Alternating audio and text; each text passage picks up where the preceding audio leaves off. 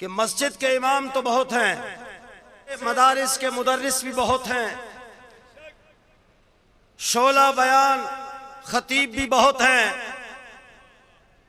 लेकिन अमेरिका, बरतानिया, 5 veto power ममालिक, फ्रांस, कनाडा, हॉलैंड के सूरों की अगर आंखों में कोई शख्सियत छुपती है तो वो अमीरुल मुजाहिदीन क्यों है?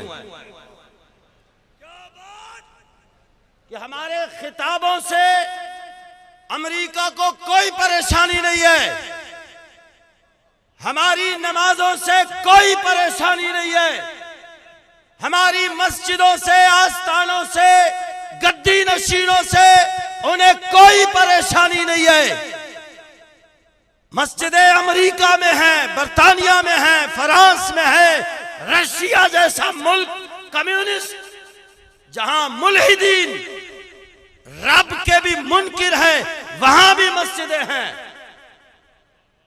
बल्दिया की गाड़ियां शहरी रफ्तारी का सामान मस्जिदों में अमेरिका में भी पहुंचाते हैं, रशिया में भी पहुंचाते हैं।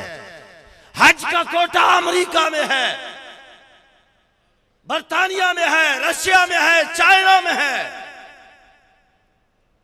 ये इस्लाम नहीं है। हमारे इस्लाम को यूरोप ने कैद करके हमें दे दिया है। आज मदारिस जाओ, कलमा नमाज, रोजा, हज, ज़कात। स्कूल जाओ, कलमा नमाज, रोजा, हज, ज़कात। आस्थानों में जाओ, कलमा नमाज। इस्लाम को कैदी बना दिया है हम लोगों ने। हमने इस्लाम को मस्जिदों में मुक़य्यद कर दिया है।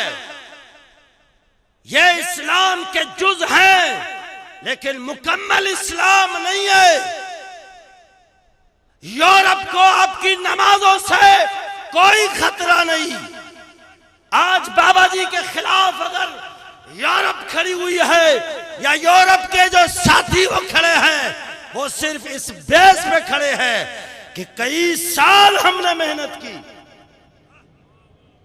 1836 से लेकर 1923 तक हमने मेहनत करके इन मुसलमानों के जहनों से ये बात निकाल दी है कि तुम लोग सल्तनत के काबिल नहीं हो, तुम लोग इक्तिदार के काबिल नहीं हो, तुम लोग मस्जिदें संभालो, आस्थाने संभालो, तुम लोग जिक्र और अस्कार में लगे रहो। जब से सल्तनत उस्मानिया का सुकूत हुआ है, उसके बाद से हम लोग महकूम, मजलूम और उनके दर के पुजारी हुए हैं।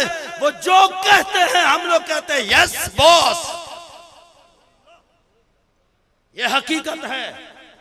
मैं पीरान निज़ाम की बारगाह में दस्तबस्ता गुजारिश करता हूं कि नमाज बाद में है। शेरो सुन लो, ये शेरो लफ्ज मेरे बाबा जी के है। नमाज बाद में है, ज़कात बाद में है, नेकी का हुक्म बाद में है।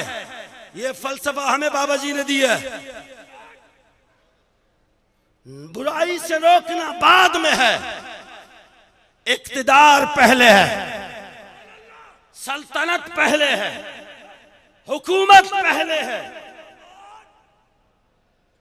ये मैं नहीं कह रहा, ये कुरान कह रहा है, अल्लाह का कलाम है।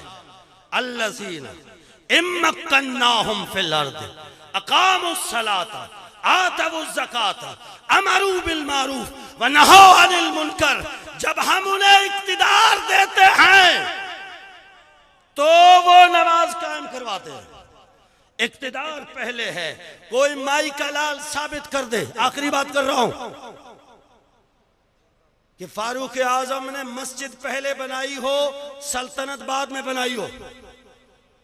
चैलेंज है, ओपन चैलेंज है। मैं बाबा जी का गुलाम हूं।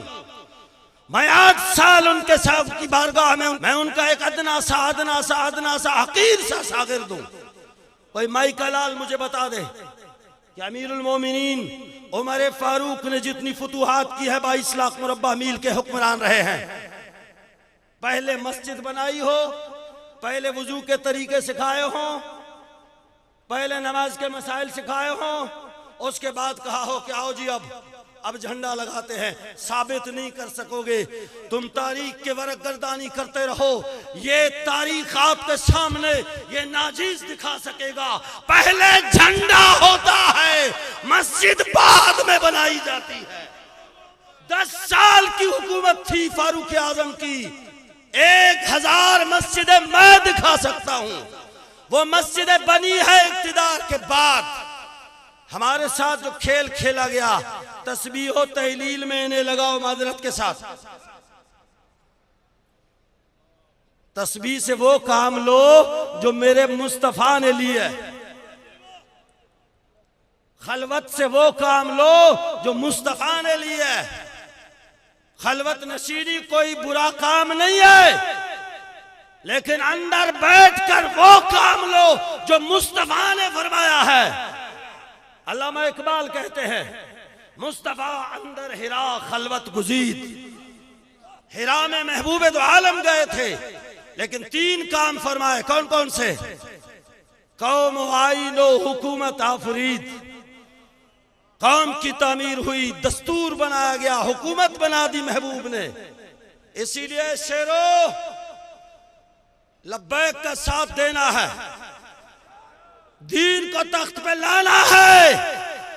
यह मेरे बाबा जी का ख्वाब था, इसको शर्मिंदा ताबीर हम बनाएंगे। करिया करिया, बस्ती बस्ती, नगर नगर, घर घर जाएंगे इंशाअल्लाह अजीज। दीन तख्त पे चमकता हुआ दिखाई देगा। जब तख्त होगा तो फिर वक्त होगा।